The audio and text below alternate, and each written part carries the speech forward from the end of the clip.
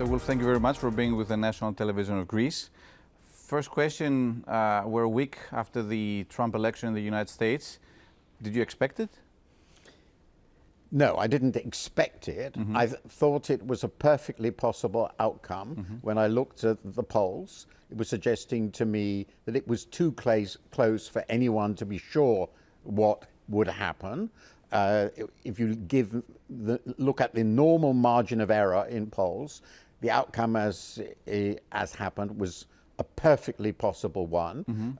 So I didn't expect anything. Now we know what actually has happened. Right, but two candidates were too close together, and of course we had Trump getting elected.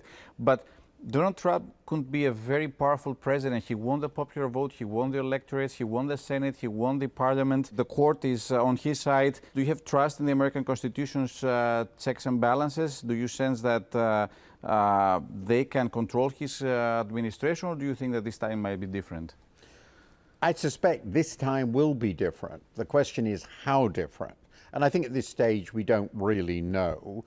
He has said things that if he does these things, these would imply gigantic changes in the way the American Constitution works.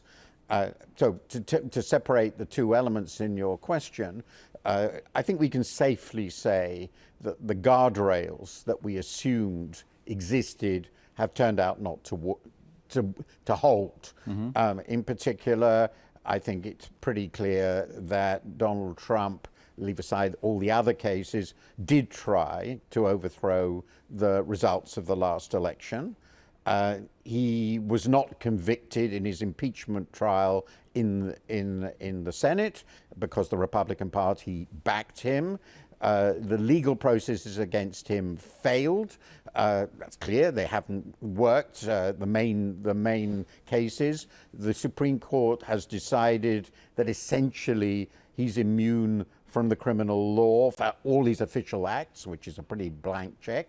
And now he has won the presidency and Congress, and he has complete control of the Republican Party, which defines the truth by what he says. So one would have to say this is a completely new situation. Nobody has been in this position in the system with that degree of control since Franklin Delano Roosevelt, who happened not to want to create a dictatorship. Now the second question, so that's the guardrails. Then the second question is, what will he do with it? Well, he will clearly try to do a lot, and in policy terms, he can do pretty well whatever he wants. So we can assume he can impose all his tariffs. He can pull out of NATO if he wants. He can pass all his tax cuts. All this is pretty obvious. He will clearly try to gain control of the armed forces with people who are subservient to him. Similarly, the Department of Justice, probably also the tax services, the IRS. And he can use these levers to, as he's indicated, to prosecute his enemies. And he's got a list of them. So that would be a very extraordinary development to start prosecuting maybe even Kamala Harris, who knows. And then, of course, he has plans to round up, he's announced, about 12 million undocumented aliens, put them into camps and extradite them. How does that work? I mean, that's a colossal operation. It would require the armed forces. You'd have to basically create concentration camps to do that. This is an absolutely enormous number. How far he will go with all this, what he will do in the world, we don't know. But the plan to remake the government, remake politics, to operate essentially as an autocrat, these are what he's indicating, seem to me quite plausible. If we look closely at the exit polls, it seems that it was the economy that made Trump president again, and it's the economy that plays a central role in every decisive election. Do you agree? Yes and no. the exit polls clearly indicate this. Whether they were the decisive at the margin is not clear, but because it's difficult to separate, in fact, at the margin, what we have to talk about is the people who shifted, not the people who were going to vote for him anyway. And this a small proportion are the people who shifted.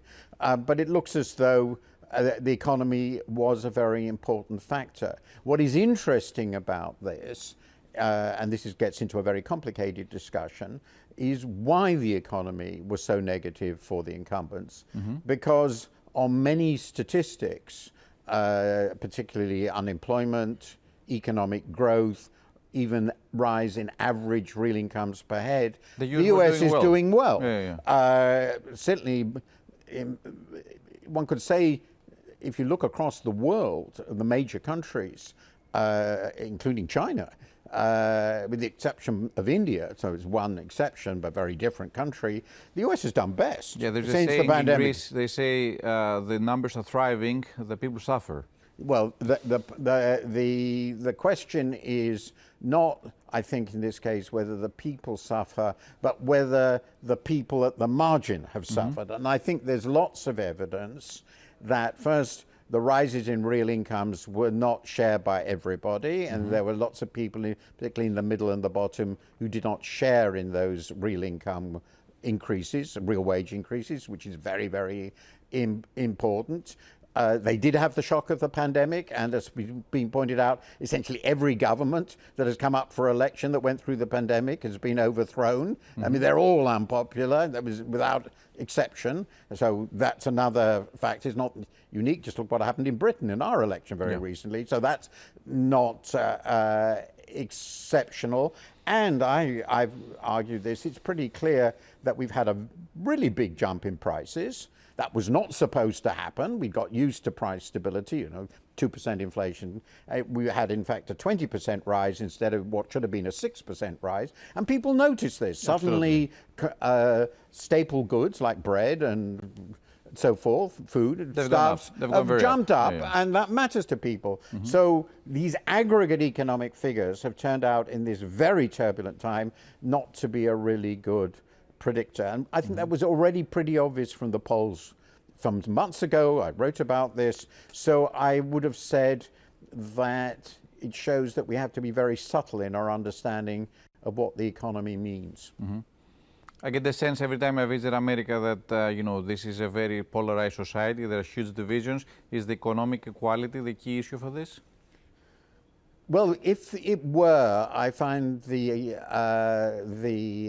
fact that Trump won a pretty surprising outcome. So I have had the view that inequality is a factor, but it's a very complicated story. But you have to think about how the economy then fits into politics. Trump's program. Its core is massive tax cuts for business and wealthy people. That's not, to put it mildly, likely to reduce inequality. So if you were really concerned about inequality, Trump is not your would obvious... vote for the Democrats. Well, you certainly wouldn't vote for Trump. He does promise that he will resurrect manufacturing jobs through the tariff. I think he will fail in the medium to long run. Overnight, I don't know. But it looks like an attractive promise. The offer of good, solid, working class manufacturing jobs, even though how many people at the moment, about 8.5% of the labor force works in manufacturing. Even if it's very successful, it might go to 11. It's a very small thing. But it's not a game changer. It cannot be a game changer, and certainly the tariffs won't generate it. In fact, it's pretty clear to me that the share of employment in manufacturing, which has been falling for 50 years, will continue to fall. But it might have made a difference. I think the cultural gap, it's important. The working class feels that the progressive intellectuals that are represented as dominating the Democratic Party are very different from them and rather despise them. So it's a cultural division, No, you think? I think it's a mixture. I think the inequality and genuine risk of insecurity I put it in my recent book. There's the fear of falling, and the promises of fast growth, manufacturing jobs, and not allowing immigrants to come in enormous numbers to take away their jobs. These things together, plus the cultural things, have made people very suspicious of the Democrats, particularly working class people whom they've lost and gone to Trump. But I think it's too simple, to my mind, to say, well, inequality caused it. It's much more than that, because if it were inequality, this form of Republican government would not be in power. And we're talking about the establishment of the Democratic Party. We're talking about also the political elite, the technology elite, and the entrepreneurial elite in the United States that somehow have distanced themselves from the average person. Yes, but again, what is interesting is that the most obvious supporters of Trump this time have been the tech elite. Absolutely. In fact, the shift of the tech elite from Democrats, which they mostly were until recently, to the Republicans, is mostly, of course, in reaction to the Democrats saying, well, we're going to start looking at competition. At your figures at competition. And why should the people at large be concerned about that? They're not employed by these firms. They do nothing for them. So you have to say that the concern people have doesn't quite match with the political choices. So you have to think that something more complex is going on to explain the voting patterns. Because the interesting thing about the Trump program is, and it was true last time, with the exception of protection, which is a very uniquely Trumpian thing, Trump's policies are pretty traditional Republican policies. Yeah. So if that was the people's concern, well, they wouldn't be voting for him. He's melded a populist cultural and economic program, trade protection, xenophobic, anti-immigrant and so forth, with a traditional Republican benefit the rich sort of program. It's a fascinating combination. But I think at the end, the real winners are going to be corporate America and the billionaires. And if Trump implements what he said, tariffs, immigration restrictions, and additional tax cut, do you sense that the implementation of such a plan can cause a new wave of inflation? I think it's almost certain. Okay. Well, I mean, it seems to me that if you look at this, you can look at it in two ways. First of all, the simple thing. America at the moment has a very large fiscal deficit. 5 to 6% of GDP, if I remember. It has very high public debt, and it depends on your measure, but one measure will be 125% of GDP, which is a peacetime record. The only previous time like that was just after the Second World War, which had a different reason. Now, there are special reasons for this, the financial crisis, the pandemic, but it's ongoing huge fiscal deficits. It's close to full employment. It already runs a large current account deficit because it's spending more than its income. Now you say we're going to stop imports, try to stop imports, and we are going to increase the fiscal deficit further by a very substantial margin, which means even more borrowing. Now that's sort of irresistible force and immovable object. If you pile up more spending in this situation, there's clearly going to be excess demand, and this will come out in one of two ways. There will either be inflation, or there will be a big further increase in the current account deficit, the trade deficit, which he wants to reduce because that's the whole point of the tariffs. Yeah. And so in practice, I think the excess demand will overwhelm it. The high tariffs will make it somewhat more difficult to increase the current account deficit or the trade deficit, and the outcome will probably be a weaker dollar and higher prices at home. The Fed will have to raise interest rates. Again. And I think under this situation, they would have to raise interest rate. And then there will be a war between Trump and the Fed. And I can't predict who will win that. But if he wins, as Nixon did in comparable circumstances about half a century ago, then the inflation could become much more serious and there could be flight from the dollar. then who knows where we end up. Now, what he actually calls the America First strategy sends obviously a signal to Europe that it should build greater economic autonomy, but also greater strategic autonomy. How should Europe navigate through this? Oh, this is the ultimate European nightmare. If you were an optimist, so let's be an optimist, I think you'd say, well, it is only in crisis that Europe is formed, as the great Jean Monnet once said, and this is a crisis. So, like the Euro crisis some years ago. Yeah, but even bigger, in the sense that that was an internal crisis, ultimately manageable because the resources to manage it were all present within Europe. It just had to be fixed. It wasn't fixed very well, but it could be. But here it's different. In Europe does not have strategic autonomy. Its defense potential is very limited. European armed forces are weak. It has no significant nuclear deterrent except for for France. Obviously nothing like Russia's. It has an active war on its eastern frontier in Ukraine. So that's a huge set of challenges. It doesn't have a coherent foreign policy, and it doesn't have a coherent view of Trump, because there is also a very strong element in Europe, in some governments, but even more in the oppositions, that rather favor Trump and Putin. So that's a pretty big problem. And of course it remains divided among national sovereigns. It doesn't have a European government. It's pretty obvious, self-evident.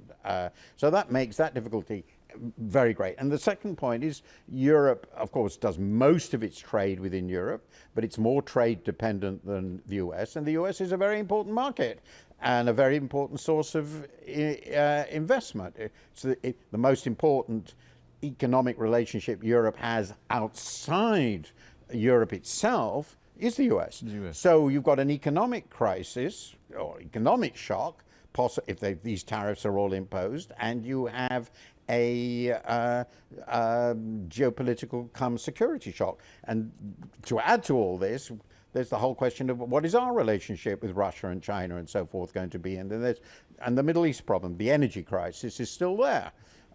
So Europe faces a number of crises, economic, energy, which to the extent which is both geopolitics and economics and international relations, which are colossal, and it's not very well prepared for this. So the French government is very weak. The German government has just disappeared. Britain has left. I have no idea what Europe is going to be able to do in this situation. But it comes back to Monnet. This is the crisis. If you don't rise to meet it, well, one possibility is it fragments. Let's hope for the best. Yes. Finally, there's a growing US-China rival, and it's affecting global trade and economic stability. Do you foresee a long-term impact on Europe out of this battle?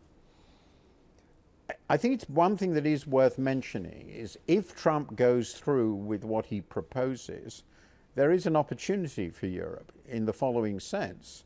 If he imposes 60% tariffs on Chinese exports and 10 to 20% tariffs on everybody else, that gives us a big competitive advantage against China in the US market. True. And to the extent that European producers are competing with China, that's significant.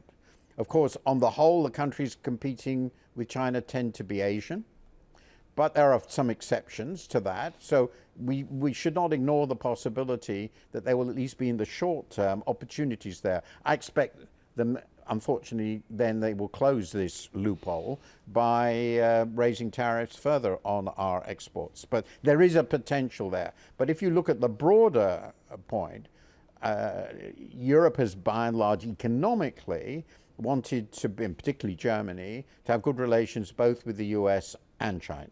And certainly it's not very happy about cutting itself off from China. This has so far been clearly true for Germany, and therefore the other countries which are economically interlinked with Germany. That choice will probably now have to be made more obviously, and that will be a very difficult choice. And the more that Europe finds itself being cut off from China, the more damaging that might be, again, particularly for Germany, because of the huge investments there. There are changes happening anyway which are very problematic here, particularly what's happening to the automotive industry. And then there's the broader question of how is Europe, which has its own interests, strategic and economic, going to operate in a divided world? Is it going to try and be a pole of power on its own? Seems very difficult. Is it trying to sort of be good relations with both sides? Or is it going to be forced essentially to align itself with the US, which you would expect? But this is a US that is less supportive than the alternatives we've had. So I think these strategic dilemmas for Europe are very, very, very big, and I don't know how they can be easily solved. Almost certainly they will have negative effects of some kinds. Do you expect any shocks during 2025, next year? My view on that is shocks are always possible, and by definition, being shocks, they're unpredictable. If I could predict them, they wouldn't be shocks. True. The way I think about this is there's a long list of possible disasters, shocks, as you put it, any one of which could happen. So if we started talking about politics a year ago, sensible people would have said, well, one of the things that might happen is Trump comes back as president. True. I think in a year ago, we would probably have said that wasn't very likely. It was not the most possible. It wasn't the most outcome. likely, but it was certainly possible. It was a sort of extreme end, but it was certainly possible. Well, that's now realized.